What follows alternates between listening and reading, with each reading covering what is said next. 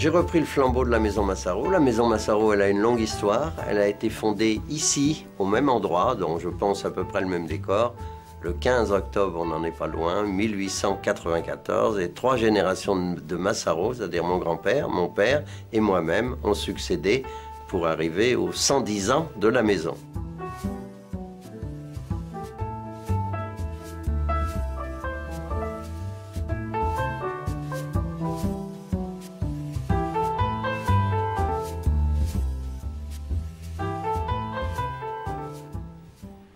Le toucher du cuir est quelque chose de formidable.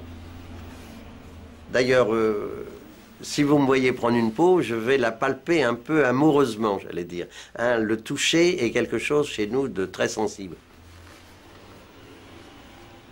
Je sais à l'avance que cette peau-là va convenir à Madame Untel et l'autre plutôt à Madame Untel, parce qu'une personne a besoin de beaucoup plus de souplesse, de tendresse, comme nous disons nous, et puis l'autre a besoin d'un peu plus de dureté dans sa recherche du cuir. C'est ça le bottier. Chaque personne a son pied et 2 pieds différents en plus, donc il faut l'aider à rechercher dans les matières. Marchez un petit peu, ça n'est pas.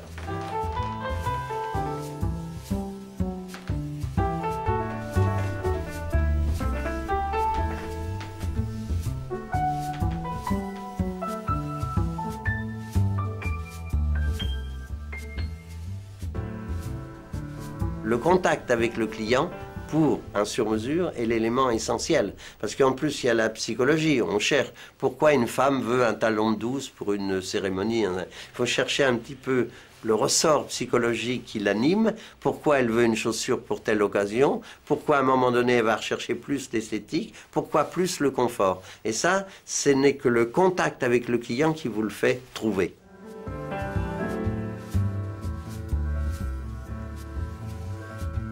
Ça.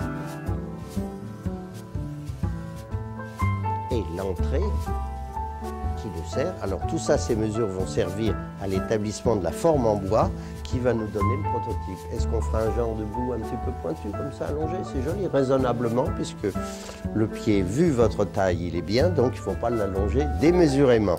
Hein?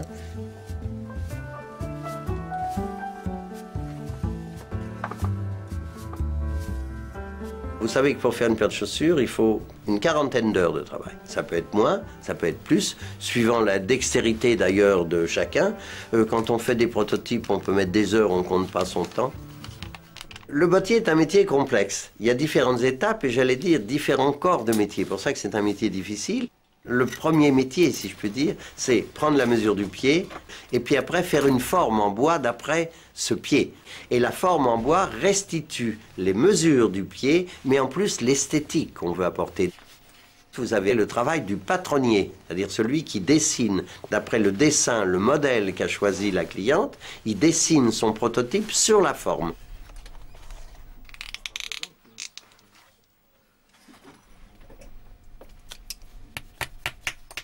En plus, intervient un 3e métier, c'est-à-dire, d'après le patron, celui qui fait le dessus de la chaussure, ce qu'on appelle la tige en termes de métier. Et vous avez ensuite, après, un autre métier qui est celui qui monte cette tige et qui bâtit la chaussure, c'est le monteur. C'est pour ça que ce métier de bottier est très complexe.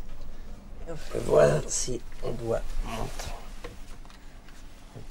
On peut le tirer un petit peu plus à l'intérieur, voilà, et surtout résorber les plis. Voilà, exactement. Ça, c'est bon.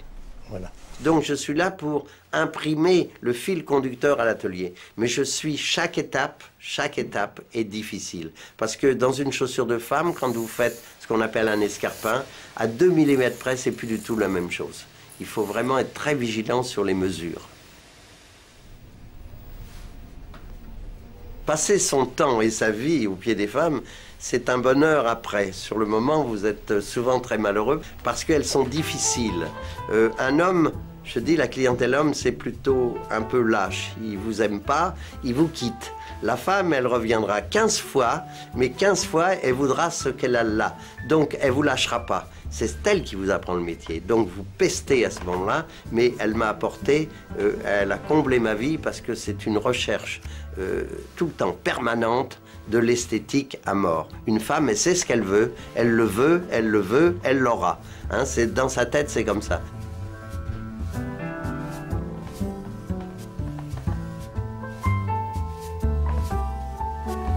ce qui m'embêterait, c'est de partir et je sais que je vais laisser une masse de travail derrière moi. Et qui va prendre ce travail, hein? Et c'est ça qui m'inquiète le plus.